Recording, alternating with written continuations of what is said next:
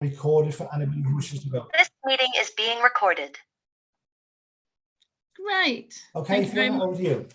Thank you very much, Seamus. I'm going to share my screen. There we go. Slideshow from the beginning. Okay, can everybody see that all right? Yes, Fiona.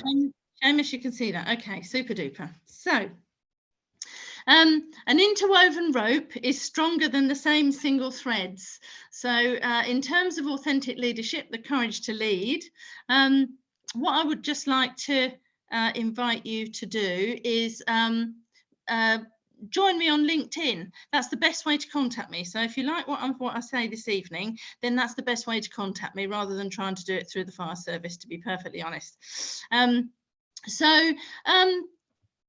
This is what we're going to be covering this evening, and I know we've got an hour and a half. The webinar is a sort of a shrunk down version of a 3-hour workshop that I did for the Women in the Fire Service conference earlier on in the year. And Seamus had some work colleagues in there, and they recommended that he got in touch with me and see whether I could do something for you this evening, which obviously I'm delighted to do. So the threads that we're going to be pulling together are more than just authentic leadership.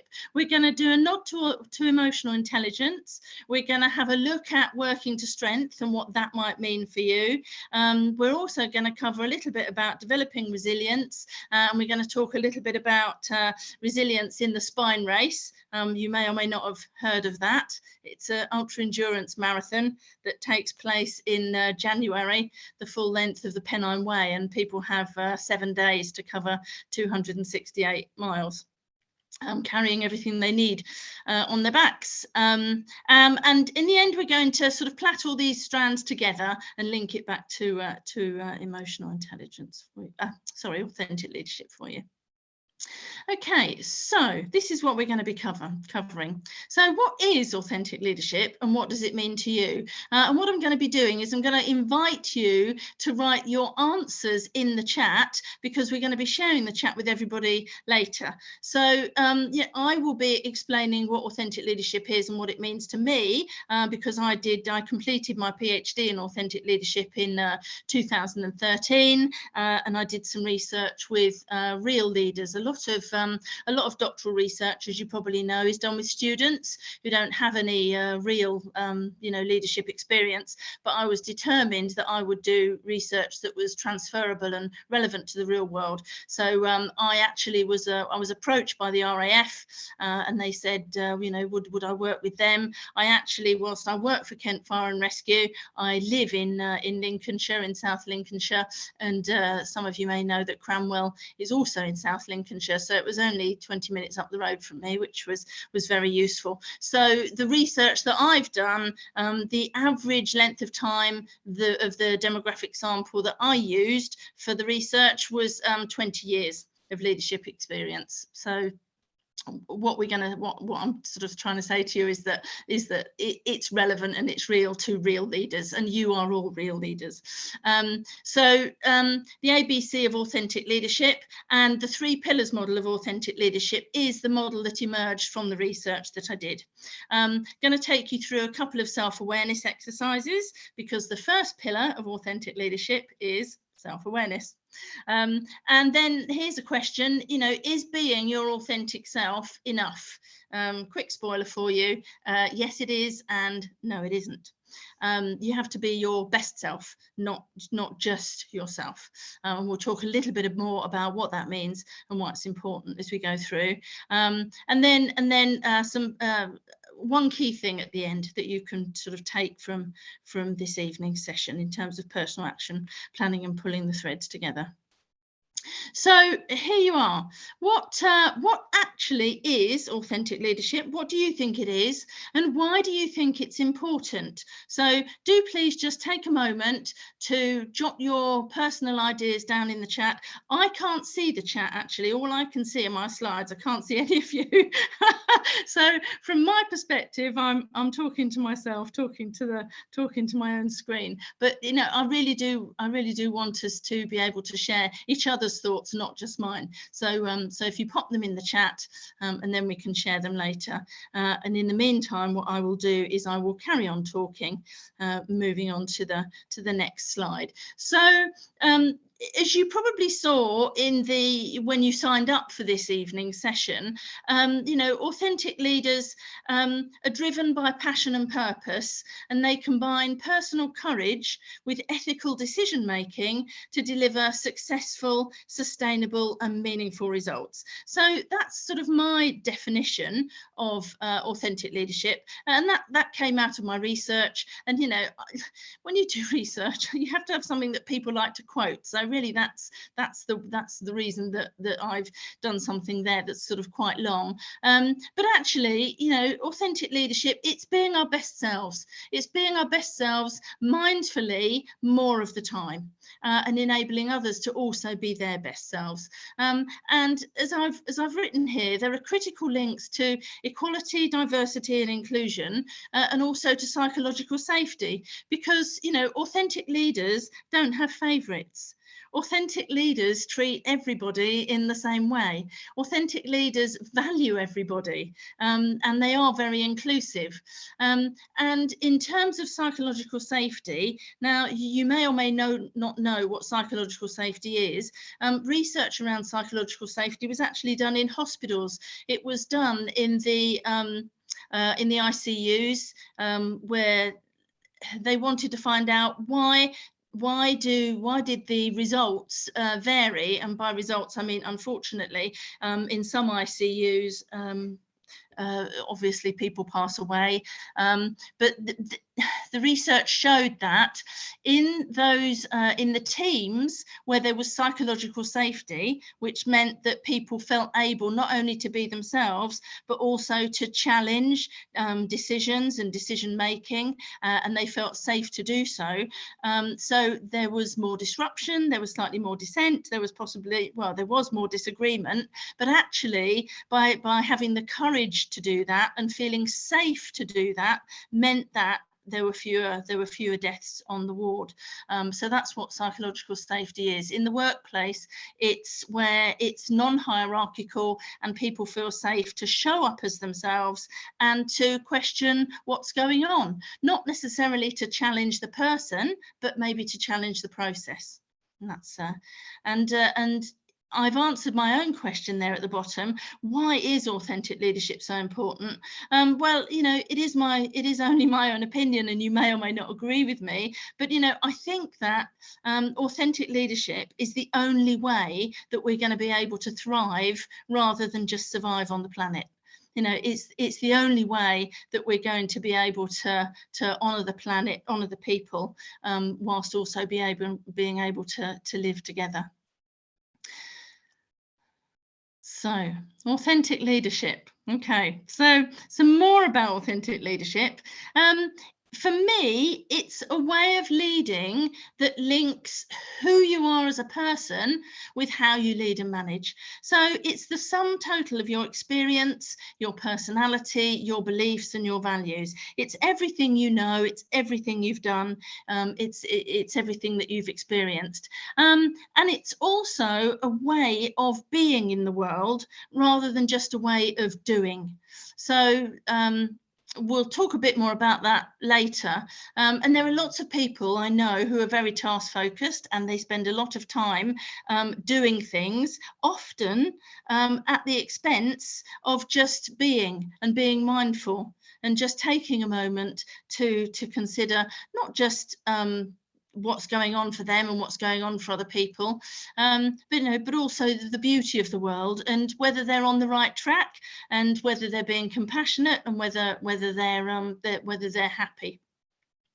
So for me, well, I think for everybody, authentic leadership is an umbrella style of leadership. So what I mean by that is that leadership, if you like, authentic leadership is the tree, is the apple tree, and the apples are the different styles of leadership. So whether you're a charismatic leader, whether you're a transformational leader, a transactional leader, whether you tend to be more sort of hierarchical, or whether you are more inclusive, servant leadership, for example. So you can have any style of leadership that suits you and still be an authentic leader.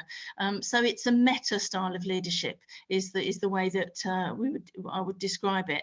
And it's also people and task focused. I've got a slide for you about that coming up in a minute.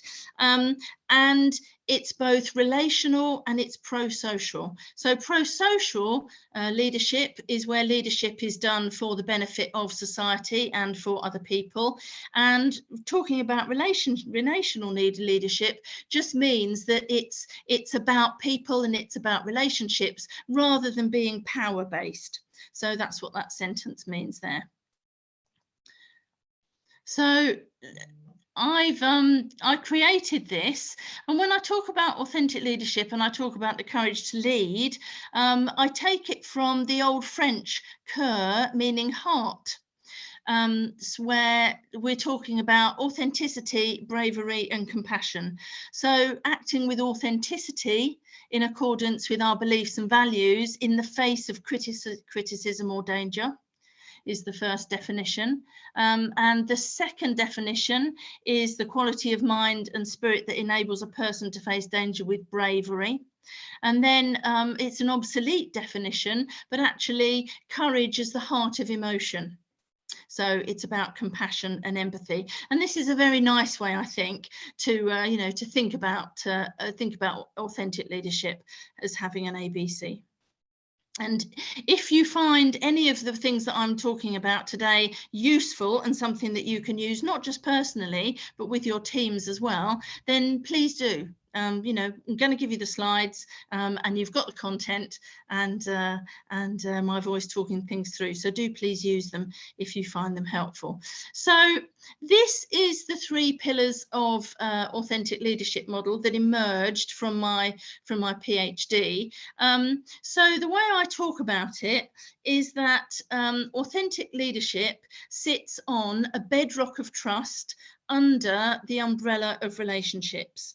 And these 3 pillars, they've got some words in them.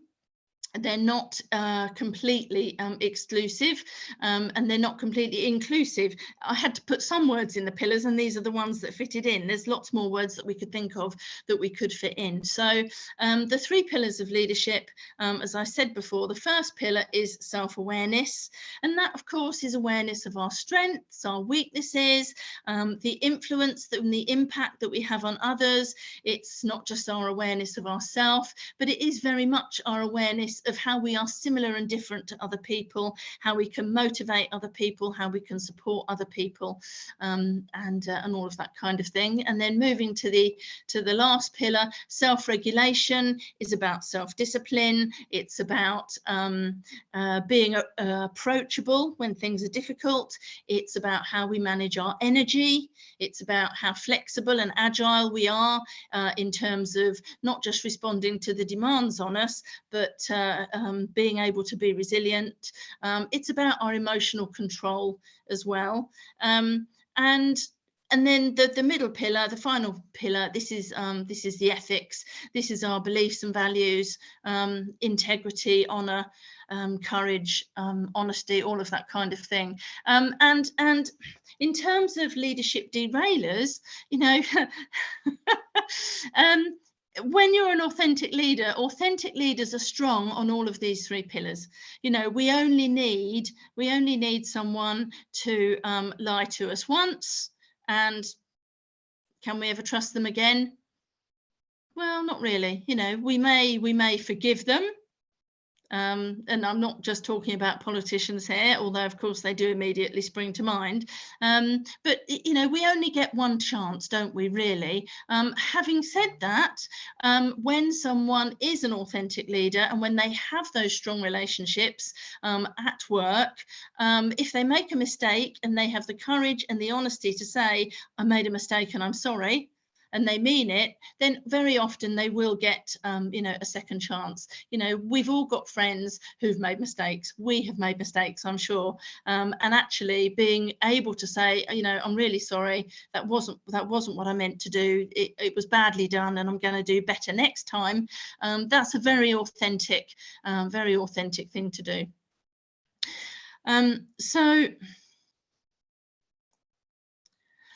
Right, so when I started investigating authentic leaders and authentic leadership characteristics back in 2006, when I started my PhD, I did it part-time. So, you know, I was working full-time and doing the PhD part-time. So it took me 7 years. Now, the good thing about that was that it enabled me to have more time to collect data and to read all the things that had been written about authentic leadership. And of course, you know, I had a pile about a meter high of articles and books and things that were written about authentic leadership, and it was very difficult to work out actually, you know, what really are the authentic leadership characteristics. These are some of the things that came up in the research. So what I'd like you to do is I'd like you to have a look at these, and I'd like you to just pick, your top 3, well, top 2, the ones that you're really good at, and then the 2 that you would like to do more of or be better at. Okay, so that'll be a little exercise for you to do and to share in the chat. And I'll just explain what talk to themselves means. So authentic leaders, they have a voice in their heads. Yeah, we all have a voice in our heads, don't we? But actually, authentic leaders, you know, they do talk to themselves, probably not out loud, but they do. They have this ethical voice, and they do talk to themselves. The other thing that you might be curious about on there is reluctant. So this may be true of some of you. I know it's certainly been true of me at work in the past. You know, something comes up and you're not quite happy with it. You know that it needs work. You know that somebody's going to have to grasp the nettle and address it, and you really hope that it will be someone else. That's what I mean by reluctant. That, you know, we really don't necessarily want to do it. We don't want to put our head above the parapet in case we get shut down. But if no one else picks it up, then we will. If it's something that needs doing, we're gonna do it. We're gonna say it because it's the right thing to say, or we're gonna do the right thing even when no one's watching. So that's what I mean by reluctant. Okay, so I'm just going to ask you, Seamus, are people putting their top 2 and their bottom 2 in the chat? Is that working?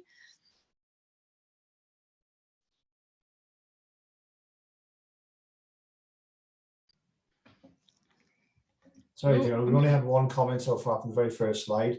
No one's put anything in yet, but yeah, just this time. Okay. We'll encourage them more, don't worry. Okay, is the pace about right? Am I going too fast, or no, pace is everybody spot happy? On. You carry on, the pace is excellent. I will just carry on doing my own thing then. Okie dokie.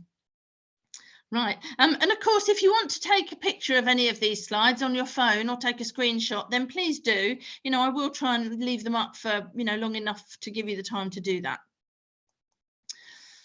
Okay, so emotional intelligence. Now, I don't know what courses you've been on at work. I don't know what interests you have at work.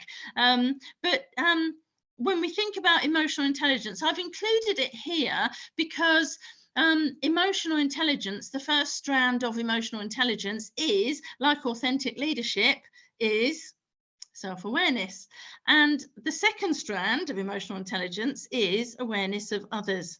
So here's a model of emotional intelligence. It's understanding yourself, you know, having this ability to understand yourself as well as the effect that you have on other people. And it's self-regulation, the self-management, the self-discipline kind of thing. And then, so you've got the self, and then you've got the social awareness. So understanding other people and building relationships.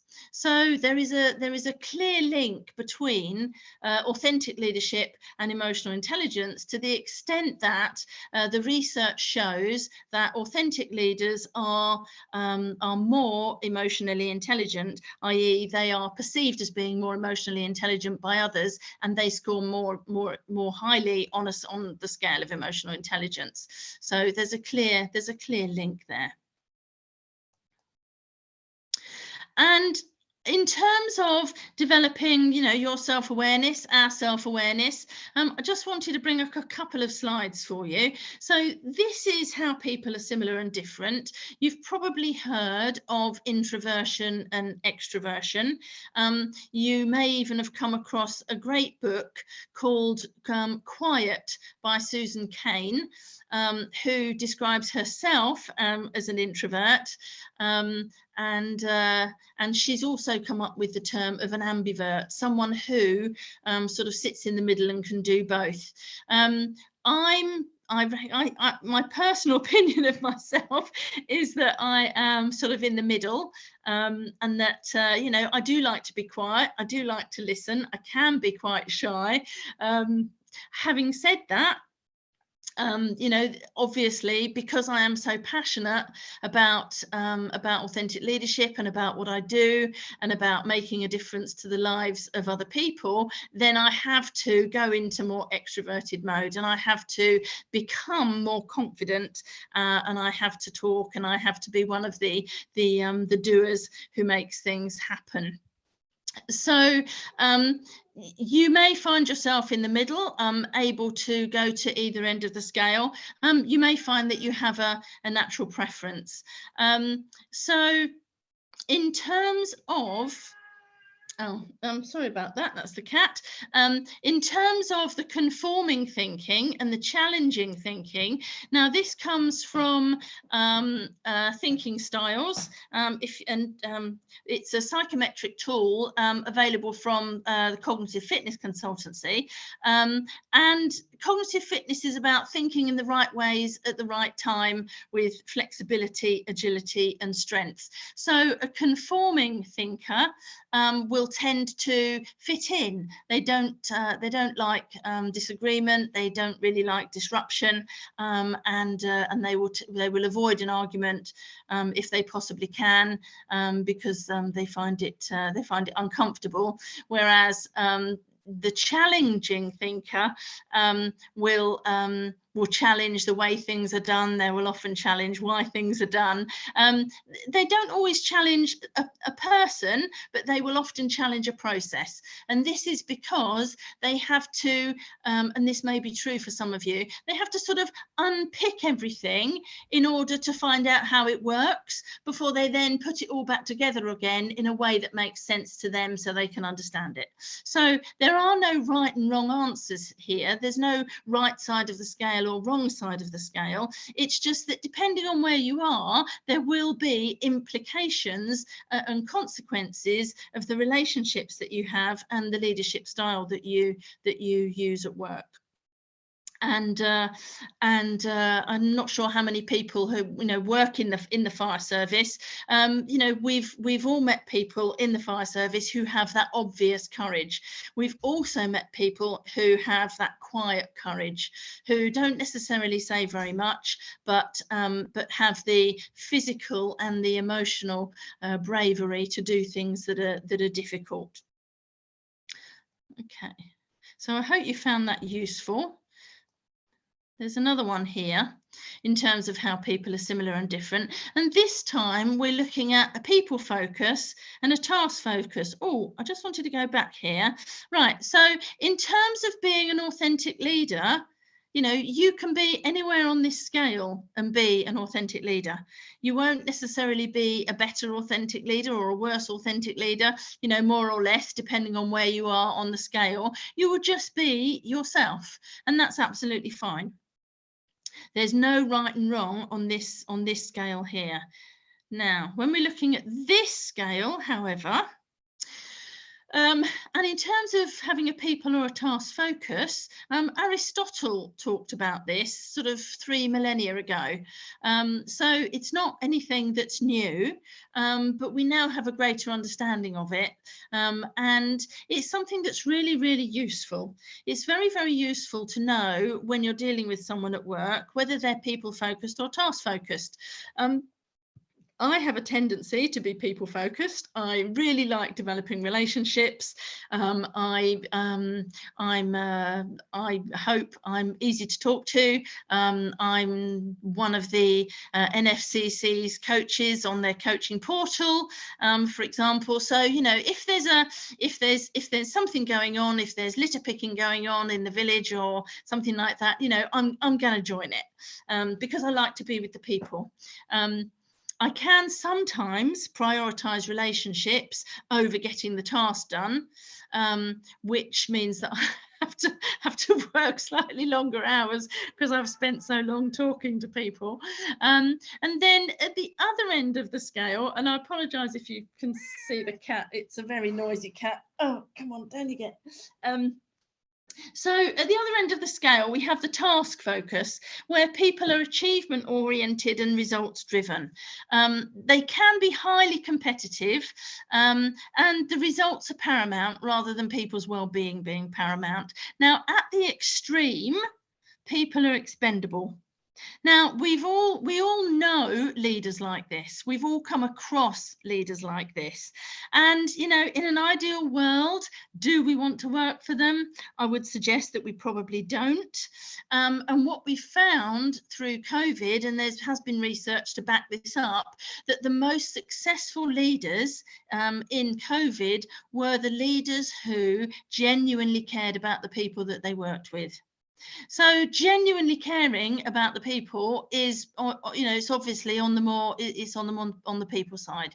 So in terms of the implications of authentic leadership, then, you know, my suggestion would be that it's not impossible for people who are task focused to be authentic leaders, but as authentic leaders, as authentic leadership is relational, then if someone is naturally more people focused, they're going to find it easier to be a more authentic leader. That's that. I'm not going to say they're not going to be a better authentic leader. They're just going to find it easier to be more authentic and be a more authentic leader. Okay, so now we're now going to move on to working to your strengths, and you may work in an organization that we can describe as strengths based in terms of the development that goes on, and understanding your personal strengths, and therefore the things that you don't like doing as well as the things that you do, it will enable you to become more resilient and to manage the stresses in your life. And you can use your strengths to overcome any perceived weaknesses. You need to understand, you know, what makes you your unique self, what makes you the authentic leader that you are today. Understanding yourself will enable you to understand other people as well, you know, where they are similar or different to you. And of course, our strengths may change slightly over our lifetime. We can use our strengths to be more creative, more innovative. We can use them for problem solving, and we can harness our strengths to lead a more meaningful, happy and successful and authentic life, but only if we know what they are. You may have seen at the bottom of some of these slides that that I've got a strap line, and it's on my strap line at work, that I'm made by dyslexia. So expect big thinking and small typos. Well, you know, I've left the typos in there because I think it's important. You know, I can't be authentic and use the spell checker. Well, I can, but actually I decided to leave them in because it's okay. It's okay, isn't it, to be yourself? So in terms of working to strength, there is a free strengths questionnaire that gives you your personal report, and this is a link to it. It's an American one. It doesn't cost anything. You do have to register, but they won't inundate you with things, and it doesn't cost anything. If you find it helpful, have a look at the short video first, or you might just want to go straight into completing the questionnaire and getting your report. It's a really useful thing to do, and you know, you can share this with colleagues, friends, family. What I'm going to do now is I'm going to give you the slide that says what these strengths are. So again, another exercise, if you'd like to complete it either now or later on, is have a look at these 24 strengths and pick the 2 that you think that you would score more highly on, the 2 that you like to do the most, the 2 that, you know, resonate with you, and then the 2 that perhaps you don't think that you're necessarily so good at, or that you use less. So all of the blue characteristics, the blue strengths, fit under one of the black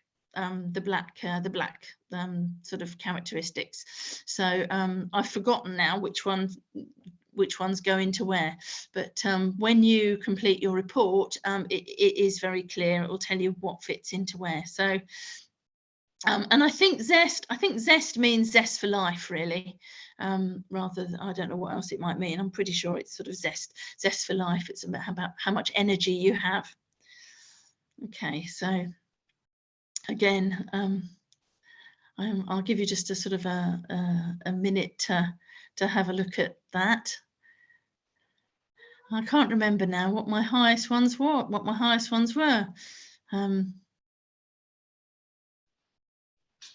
I think we all need hope for the future, but whether that's the highest one, I don't know. Okay. So moving on then to the thread of resilience.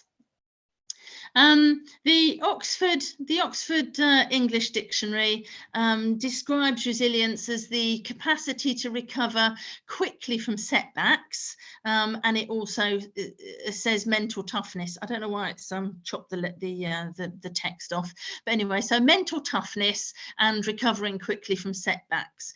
The spine race definition is the ability to recover quickly from setbacks and become stronger from the experience. So there's a developmental sort of factor in there, and I hope you like the slides. This is a picture of my house, and I'm actually sitting in the room where the rainbow lands. That's where my office is. So what can we learn about resilience from spine race finishers? Okay, so if you want more information on this, there's a poster on my LinkedIn page about this. So as I said earlier, the spine race is a race in January. There's a slightly easier one in June, although there can still be snow. It's 268 miles up the UK's Pennine Way, carrying everything you need to survive, and it's a non-stop race rather than a staged race. So, you know, people set off and then they just keep going until they get to the end, or not, as the case may be. You know, the majority of people don't complete it for various reasons, because it's not easy. It is a tough race. You can see here, these pictures here are sort of these are all various stages of the race. These are all the front runners. There are 3 types of people who compete and complete the spine race. There are very competitive people who want to win. There are people who do it for the social aspect of it, and then there are sort of I'm the race psychologist for the spine race, so this is why I had a particular interest in doing this research in resilience. So So I don't actually do the race myself. I drive around in a 4x4, but I do provide support to the volunteers and the competitors. So the first group, very, very competitive, and you can see these people here, or they're very, very competitive. They're not actually talking to people. They're not being social particularly. They just want to crack on.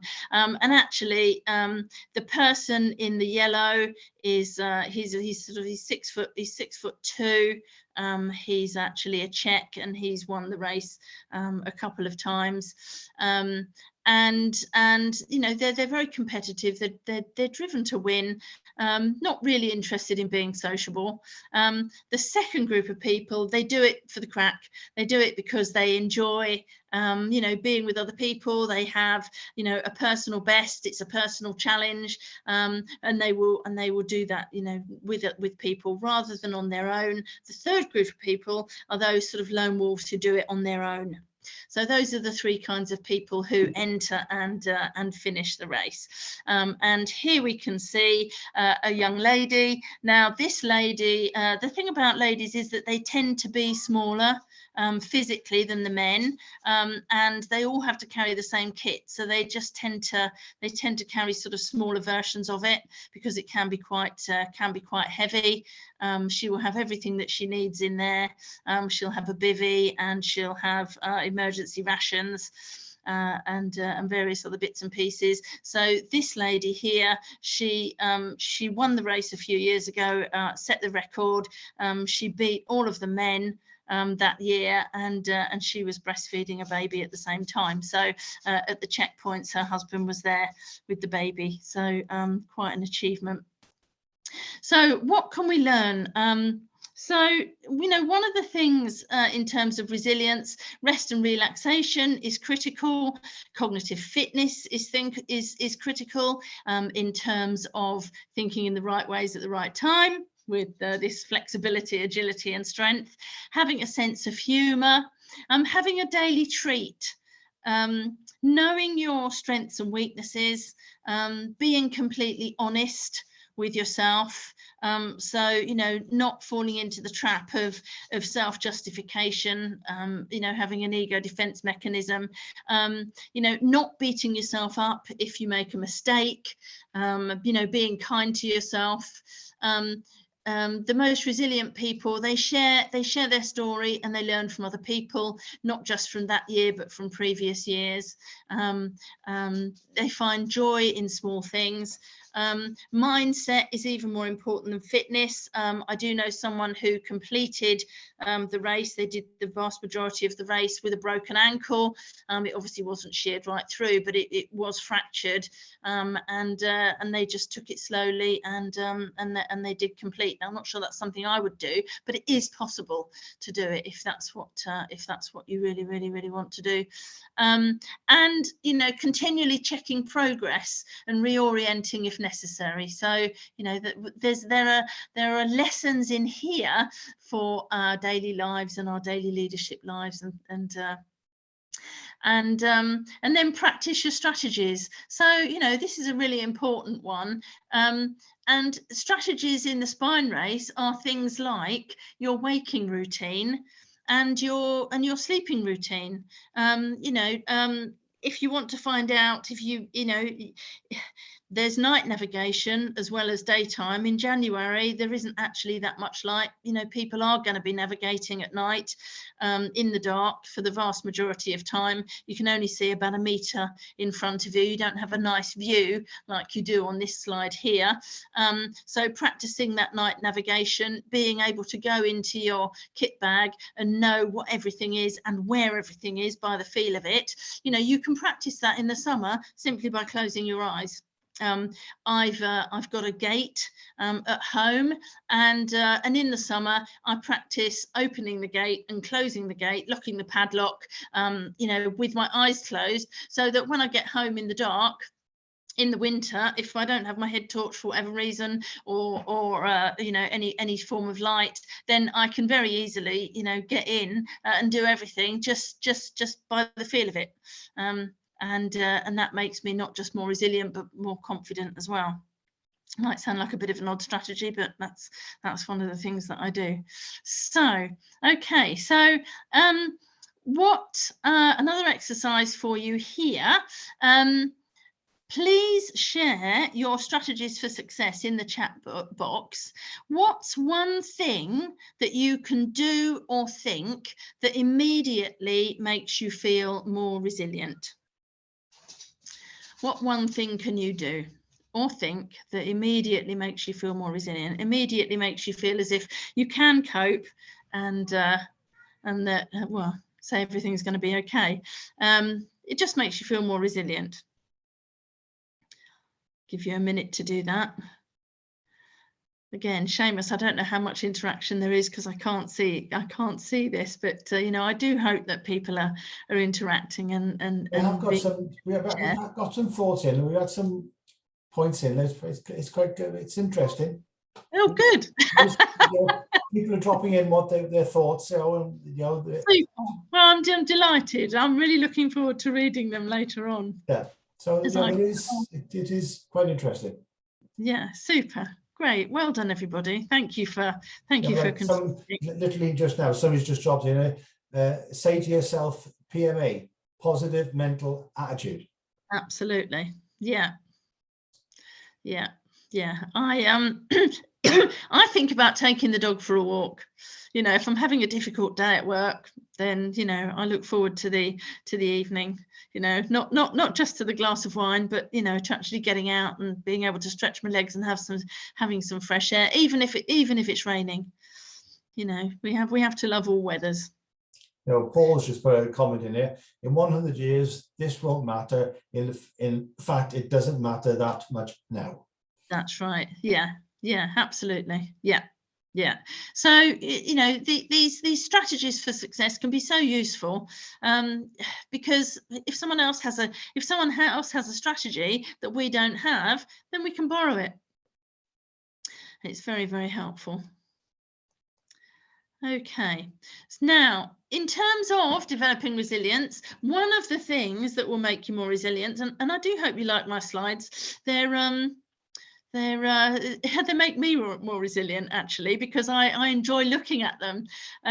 So in terms of being compassionate to yourself, if you are your best friend, if you can be your own best friend, then you're going to be more resilient than someone who beats themselves up in their head.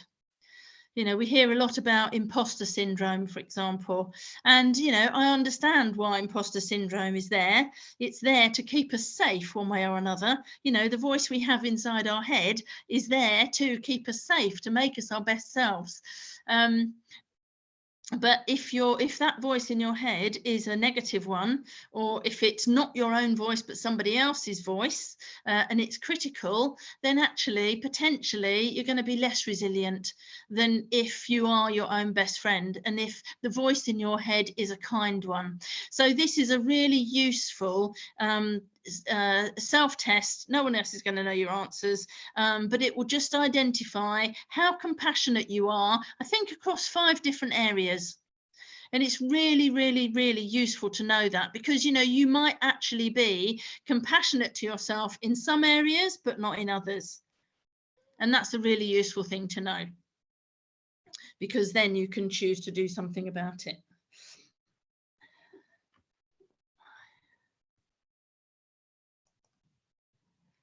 Okay, so what can psychology teach us about developing resilience? So these are the Black House bothies on the Isle of Lewis in the Outer Hebrides. They belong to a friend of mine who built them himself. And what I would just invite you to do is to have a look. At the window here on the roundhouse there, because I'm going to show you the view from out of the window in a minute. In terms of developing resilience, being authentic will make us more resilient. So my purpose in life and the way I make my decisions is that my purpose in life is to help people recreate their futures in a safe and supportive environment. So that's why I do what I do. You know, it's why I worked with the cognitive fitness consultancy to develop thinking styles. It's why I did the research on authenticity. It's why I'm a coach and I'm on the NFCC portal. It's why I agreed with Seamus to do this session tonight, so that, you know, I can give you some useful and supportive information to help you recreate your futures in a safe and supportive environment, and not just you with your futures, but the ramifications of that, you know, your friends, your family, your colleagues. So when we know what our purpose is, and when we have meaning and fulfillment in our lives, it makes it much easier for decision making. You know, for me, decision making is like a ladder. You know, will this opportunity or will this request help me to help others? If the answer is yes, I will take that step on the ladder. And I would take it on board and do it, even if there is a cost to me, even if there is a cost of time, an emotional cost, sometimes a financial cost. I'm always prepared to pay that cost if it will help somebody else. Another strategy for developing resilience is having a growth mindset. Now, I've put Carol Dweck on there, so if you want to learn more about having a growth mindset, you can do your own research and find it on Google or whatever you choose to use. It's very easy. It's a growth mindset versus a fixed mindset. So there's a difference between saying, oh, I can't do this, I'm not going to be able to do this, I can never do this, I'm rubbish, I'm not even going to bother. There's a difference between that and saying, well, I can't do this now, but with some practice, and perhaps with some help and support, I will be able to do it in the future. So basically, in essence, that's the difference between a growth mindset and a fixed mindset. And having that growth mindset helps us to be more resilient. And the interesting thing about growth and fixed mindsets from my perspective is that we can have a growth mindset about some things in certain areas, and we can have a fixed mindset about other things in other areas. And that is what I find interesting when I'm coaching someone. It's what are they fixed about, and where is there some opportunity for growth, and how can I help them develop their resilience so that they can have a growth mindset in more areas. Positive reframing, you may have come across this strategy. It's when something happens and it's not great, it can knock us back. If we can find meaning in it, if we can reframe it into something positive, then we can develop resilience. And you will often see people do this if they have had some kind of injury, or if they've had some kind of health setback, or even sometimes if they've had some kind of mental or physical breakdown. They will say afterwards, actually, it was the best thing that could have happened to me because it forced me to do X, Y, and Z. So that's what positive reframing is. Supportive relationships, obviously, they sort of stand for themselves in terms of how useful they are in helping us be resilient. It's very difficult, I think, to be resilient if we don't have supportive relationships around us. So the more supportive people that we can support with, that we can surround ourselves with, and the more supportive we can be to others, the more resilient we can help other people to be, as well as ourselves. Managing and overcoming problems. Every time you have a problem, the first I've got a teenage daughter, and the first time she had me on my knees with one of the things that she did, and I just didn't know what to do. I didn't know what to do for half a day. I really was thrown by it. The second time she threw a curveball and I really didn't know what to do. You know, it only took me a couple of hours to I won't say resolve it, but to, you know, to come to terms with it and to be able to come up with an action plan and do something about it. And then, you know, the third time, again, it took less time. So, you know, the more times we experience issues, you know, the better we become at resolving them and coping with them. The one exception to that, I will say, can be bereavement, and sometimes people can find that actually it just builds until it all becomes a bit too much. So that would be the one exception to that. Although, you know, having said that, you know, that is something that some people also find a way of managing by becoming more familiar with it. It's very, very, very difficult, as anyone who's suffered a bereavement will know. And then here's this emotional intelligence bit. Managing our emotions will make us more resilient, and also, you know, being able to be mindful and sensitive and compassionate and managing the emotions and the expectations of other people. And of course, self-compassion and self-care, really, really, really important in terms of our own levels of resilience. So there you go. There's the view from the window that I promised you a few minutes ago. So, you know, love what you do what you love. That will make you more resilient and more authentic as well. And so, you know, we just need to weave the strands together. This really has been a whistle-stop tour. And, you know, I apologise for that, you know, whilst at the same time, you know, thinking that actually it's better to give you the information, it's better to give you the clues so that, you know, you can follow it up yourself if there's anything that you're particularly interested in. So we've talked about working to strengths. We haven't talked much about valuing vulnerability, but, you know, the question I have for you is, you know, when somebody shows vulnerability, do you ever see that as a weakness? I would think it's very unlikely. I think you would, you know, I think we all see when someone is vulnerable, when they open up to us, you know, our heart goes out to them, and you know, we see it, we view it compassionately, and we see them as being brave rather than being weak. There's a wonderful lady called Brené Brown who does a lot on vulnerability, and you can find her on YouTube, and she's done podcasts and various things as well. So if you want to explore strength in vulnerability, then Brené Brown is the person to look at there. So more resources, you know, use what works for you.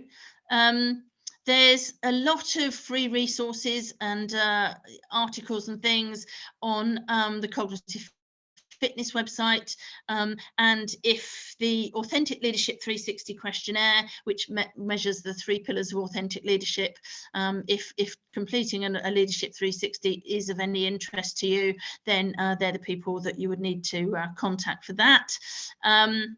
Here's an article I found yesterday. It popped into my inbox and I had a look at it, and I thought it was quite useful, about emotional intelligence, and there's also a link in there to a free sort of course, in the sense that something will drop into your a hint or tip will drop into your inbox for every day for a week to help you think about emotional intelligence and developing your emotional intelligence. And IOSH Change. IOSH are a transformational change consultancy, and their purpose is universal authentic leadership. And they have an annual conference. The next conference is on the 15th and 16th of March next year. And if you would like to attend it, contact me, because I'm pretty sure they're going to give me a discount code. So I'll be able to help you with that if you wanted to go. And I think they're doing team tickets. If you want to see some of the sessions from previous holocons, if you go onto the Holos, is it holoschange.com? Maybe it is. Yeah, it looks like it is. Anyway, if you go onto the Holos website, there are a number of recorded sessions about leadership and about sustainability and all sorts of things like that from the last 2 Holocon conferences that have happened. And they also do a leadership program called Future Proof Your Leadership, which is based around authentic leadership and becoming a more authentic leader. And the feedback from it is that it's life-changing. So if you are looking for something, then I can thoroughly recommend that. There are costs to some of these things, but there are some free resources here as well for you. So I hope that's okay. And then, so one final thought.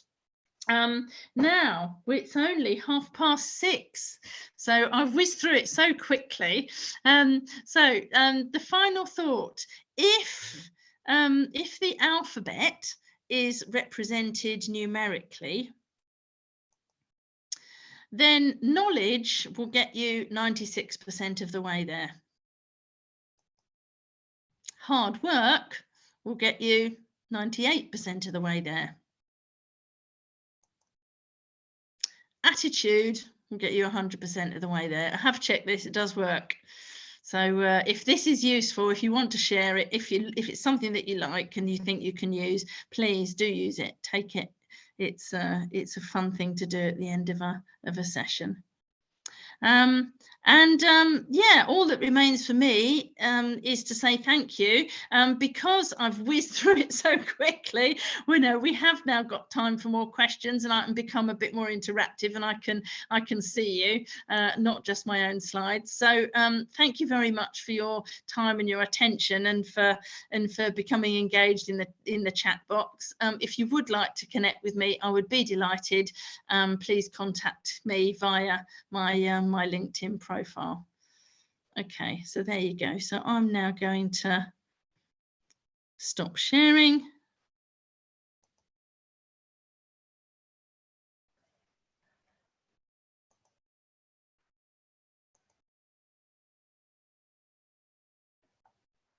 There you go. Right, Seamus, you're on mute. So if you're talking to me, yes, I can't hear you. There you go. I've got it now. I'm back on talking power. Right, a few things in the chat box, but mainly feedback from people and slides. But there's one question from Tim right at the start. Do you draw a distinction between authentic and good leadership, as they can be different depending on the environment?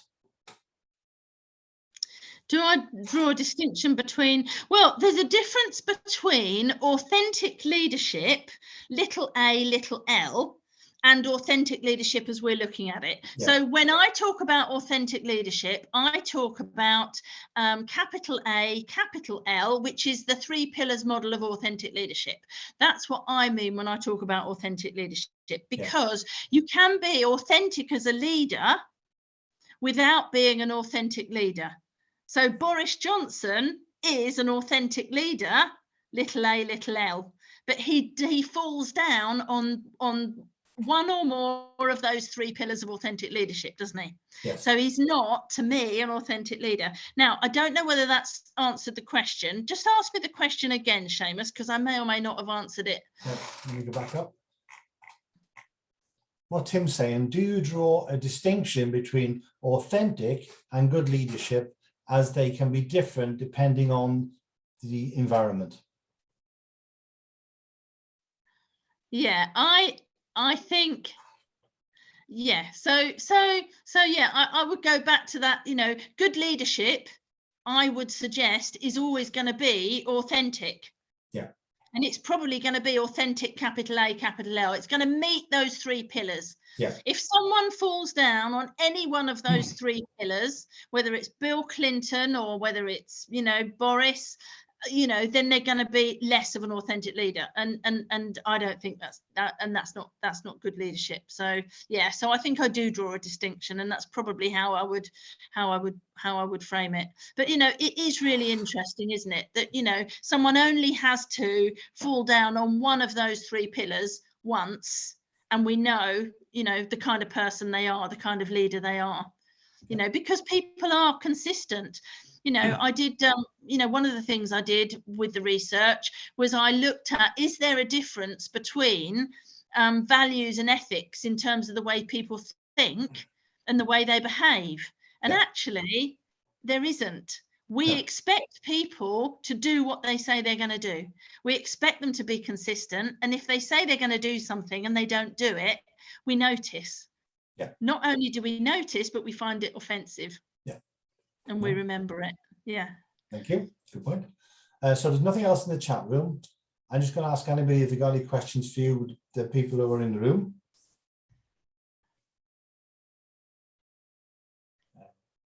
No, I'm not seeing anything.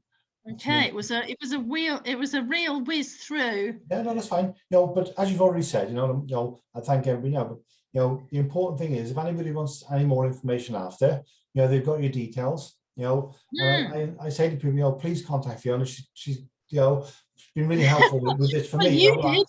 You know, I just made one email contact with her, and she said, "Great, yeah. When can I do it?" You know, and you know, I can assure you, you know, if you email her or contact her or link to her LinkedIn, any queries you have, Fiona will, you know, definitely get in touch with you and update you or go through anything you need following this session. So. Without any further ado, I'm not seeing any questions coming into me. On behalf of the West Wales branch of IOSH, Fiona, I'd like to thank you immensely for your tonight. It was really excellent. It was what I expected, you know, the feedback I had from my colleagues, you know, and you know, I will put a comment on LinkedIn, you know, saying how about tonight's session. The presentation will be placed on the IOSH website, so anybody can access it after at any time. Just let everybody know, everybody who attended tonight, you'll be having a survey sent out to you. I encourage you to please complete it because it makes a difference to us going forward. And please watch our website for anything that's coming up in the future. So yet again, I'd like to say thank you, Fiona. It's been excellent. And thank you to everybody who attended tonight. Yes, and look after yourself and stay safe. Yes, thank you very much. Thank you very much, everybody. And I've just had a quick look through the chat, and yeah, and it's super. And there's some super comments. And yeah, thank you very much. Thank you very much for choosing to spend an hour of your evening with us all. Okay, thank you, Seamus. Take care. Bye-bye, everybody. Bye. Bye.